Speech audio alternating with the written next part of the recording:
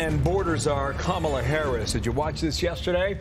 Praising her for the handling of the migrant crisis, but the VP, who has been largely silent amid the surge, did not think there was a problem to begin with from September. The border is secure.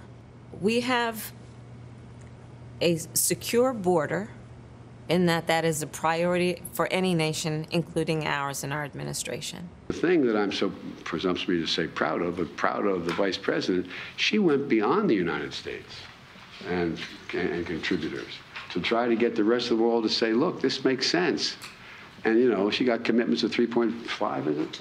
$3.2 billion. Well, how's that working out for you? Fox News contributor Tyrus is here along with the 5 co-hosts Jessica Tarlov. Great to have the two of you. Hello. Good morning. Good morning. Few numbers on the screen, 2022 and 2021. 2.3 million arrests at the border in the last year. 2021, 1.7 million. 600,000 known gotaways in fiscal year 2022. This is call for number 2, guys. Thanks, right on. DHS reported 390,000 known gotaways in all of fiscal year 21. There's now been close to 1 million known gotaways that are somewhere in America as of fiscal year 21. Time for Kamala Harris to take a bow. What do you think? Or maybe this goes to the president. And okay, we have a saying. You know, the president's speech, he basically peed down our back and told us it was rain. So umbrella up, America. That was a really long-winded, gaffe-filled thing, basically talking about how he's supporting amnesty. That's what I got from that speech yesterday. And he talked about an app like it was new. It was 3 years old. And who was he speaking to? The individuals that he was just talking to are in the middle of walking here or traveling here. So I don't know if they caught the interview. So it was virtue signaling, and it couldn't have been at a worse time given what was going on in the House at the time. So I think people are still confused, Jessica, as to why he hadn't, he's never gone to the border in his life. He's going to go on Sunday. But why they seem to have ignored it for so long, and then all of a sudden they give this speech. It's leading into his re-election announcement. And the question is no longer going to be, why have you never gone to the border? It will be, what are you doing to fix it? I think that they didn't have a solid plan, right? So Mayorkas put out a 4-point plan, which was very loose in April, I think, April or May, and we were kind of looking at it and saying, yeah, it's great if you're going to build more facilities, you're going to get more judges. These are obvious things, but we need to know the brass tacks of how you're going to make sure that people remain in Mexico, remain in their home countries, what the asylum process will look like. And I think that this speech and this plan went a long way to answering those questions. I know that people actually on the right and the left are dissatisfied. The ACLU is apoplectic about this and says, you know, it's everyone's right. If you put a foot on American soil, you should be able to claim asylum. And Joe Biden is saying, no, actually. You have to go, your first country, you have to show proof that you tried to claim asylum the first place that you landed. I don't think anybody believes they're serious about it. I mean, Arizona tried to do something. They were sued by the same government who says they're cracking down. It doesn't make sense. I really think that this is the product of the number of Democrats, both in border states and inland, frankly, and because of the busing of migrants who have basically held Biden to account on this and said, you have to do something. Yeah. We'd be happy to take them, but we need your help. I want to say something, though, about the optics of this. So this was Joe Biden's portfolio when he was vice president, and it made sense that he gave it to Kamala Harris.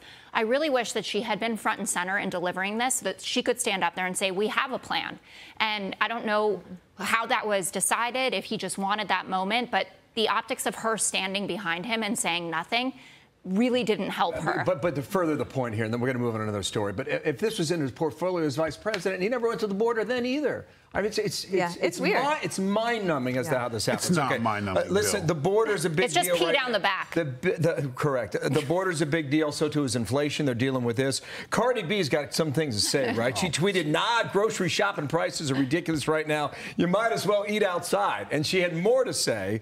I mean, a ton of F-bombs here. Here's her rant online. Give it a listen. Lettuce was like $2 a couple of months ago, and now it's like $7. Of course, I'm gonna say something. Because if I think that is crazy, I could only imagine what middle-class people or people in the hood is thinking. Anybody that's responsible of these prices to put that down. Tyrus. It's Friday. Yeah, we're all dumber for that.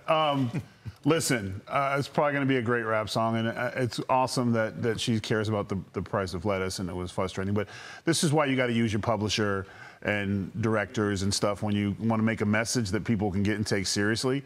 Leave the F-bombs out. I know it's difficult. I have to do it every day when I want to just drop I wonder what rhymes with lettuce. Jerome Bettis. So that's But on a serious point, when she does something like this, it gets a lot of attention. This is not just for cable news. This is going to be everywhere. No. Her fans are going to see it. And she was a huge wedge in the Democratic primary Yes. in 2016. So she came out in support of Bernie Sanders. She did one of these, F-bomb laden rants about taxes and said, tell me where my money's going. And then she met with Bernie in a Detroit nail salon, and they talked about everything from criminal justice reform to the economy. It was fantastic. And Hillary couldn't get her, and a lot of young people were listening to Cardi more than they're listening to politicians. Was it fantastic, though? It was a great conversation. Why do we always praise celebrities for saying the obvious? I don't think it's that. It helps that when you have other people saying it, but not just us, spitting in the wind or peeing down the back or whatever. It was very peeing down your back and telling you it's raining. Bill look gets at this shot of all of us. Have Bill Hemmer and Dana Perino ever looked so short and small?